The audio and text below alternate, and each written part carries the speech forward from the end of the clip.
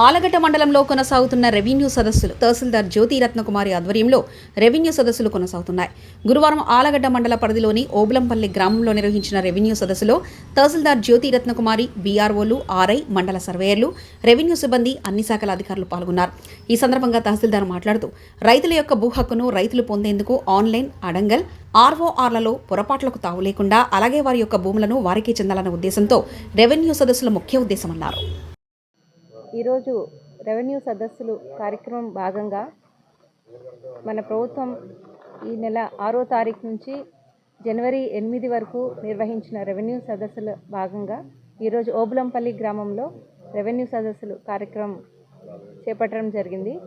ఈ కార్యక్రమం భాగంగా పొద్దున 9 గంటల నుంచి ఎస్సీ కాలనీ అంతా పర్యటించడం జరిగింది. అక్కడక్కడ పారిశుద్ధ్య లోపాలుంటే సంబంధిత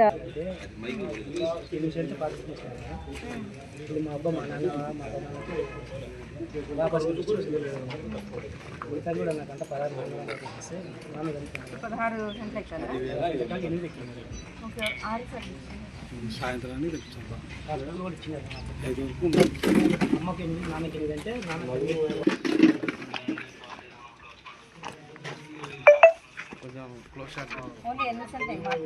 ఎనిమిది పాస్బుక్ ఇచ్చింది మేడం. అమ్మకి 8 చెప్పింది అంటే అమ్మకి 8 ఇప్పించింది. 273లో సబ్ డివిజన్ పటాలాండ్